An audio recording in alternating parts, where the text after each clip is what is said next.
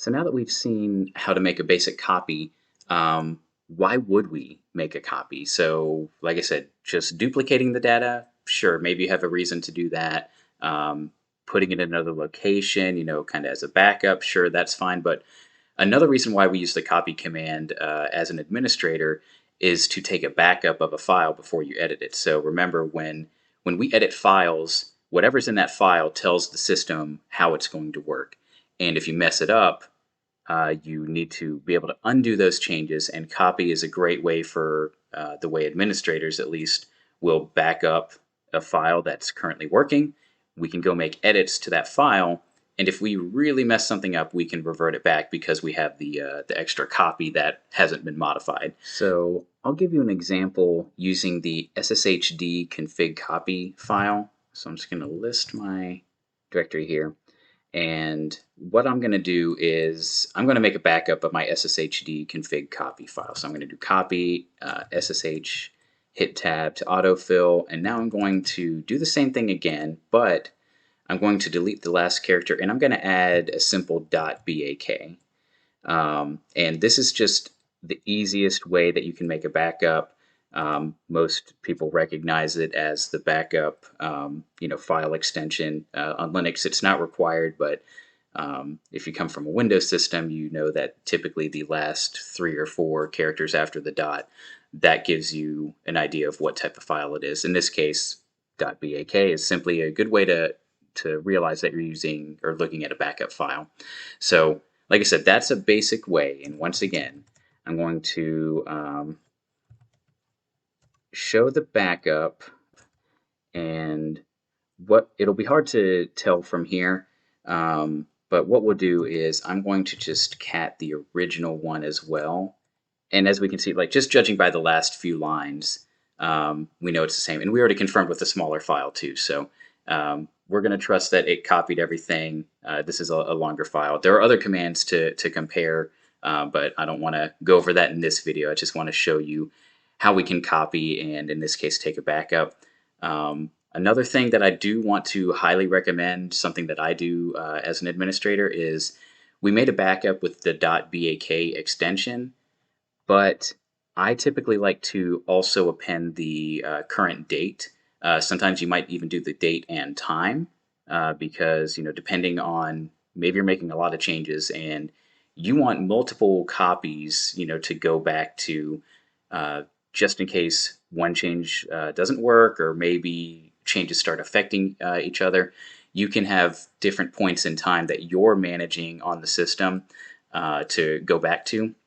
So what we'll do is, once again, we're going to do the copy sshd config, and rather than just do the .bak, I'm going to go a little further, and I'm going to add an underscore, and this is just to separate it out. So I'm going to follow that up with the 4-digit year, followed by the 2-digit month, and then the 2-digit day of the month. So in this case, it'll be 2023, 10, and 21. So when I do this and I do a listing, notice I have an original backup, but I also have a backup with the date appended to it. And like I said, the reason why I do this is it's almost like a secondary precaution. We have the date here on when the file was last modified. However, let's say you took a backup, and after the backup was taken, somebody went and modified that file and you weren't aware. Maybe you have multiple people working on the system. Adding the date in the file is just a good way for you to verify that, well, this is when I took the backup. It shouldn't have been touched after that. And if you see that the date has been modified on this part of the file, in the listing, then that can give you an idea that somebody may have modified it. Perhaps it was you, maybe it's somebody else, but it'll help you to be extra cautious when reverting back, which causes problems in itself, but it's good for your awareness because you need to be able to trust that a backup file is going to be a good, trusted backup. So that's how you can use the copy command to make copies of files and make backups. And next we're going to go over how to copy entire directories. So the way we're going to copy a directory is we're going to utilize a flag with the command. So in this case, we're going to list out recursively.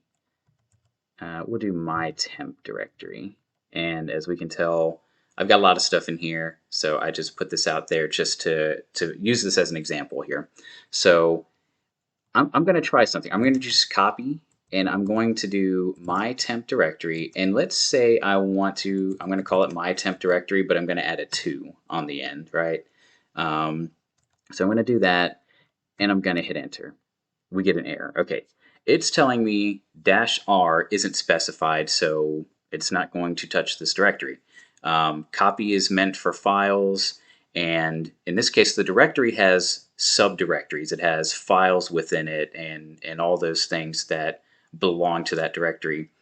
And with copy, we have to specifically tell it we are wanting all of that content to be copied with the directory. If it's empty, then sure, we could just copy the directory itself and it might move over. But whenever we've got content in there, it's not going to do that. So we're going to use the error that it gave us, and we're going to use that. So copy -r. Now I'm going to do my temp directory, and then my temp directory, add a 2, and I'm going to hit enter.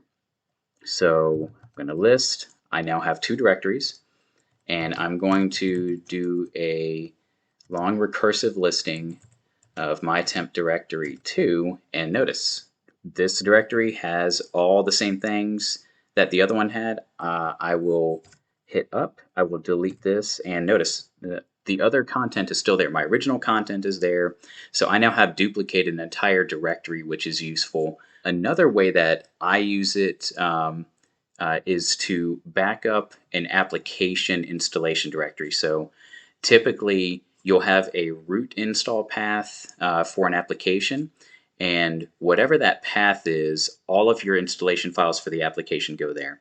And when you do an upgrade, you're modifying a lot of the content of that directory. And by taking a recursive backup, you stop the application. This is known as a cold backup.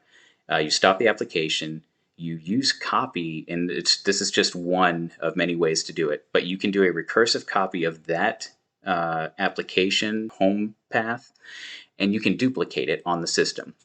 Now, if you have an application that's several gigabytes in size, you're going to duplicate several gigabytes in size, so be aware of that. For file constraint concerns. But typically, it's a fast way to say, okay, take everything that I had, give me another copy, and when you do the upgrade, if you mess up, it gives you a quick alternative to say, let me just get rid of what I've done, and in case of emergency, I can just move that directory back to its original name, and the application can be started and typically function normally. So once again, you're not backing up one file, you're backing up a directory and its contents, so all of the files there, and that's very useful to ensure things keep working on the system.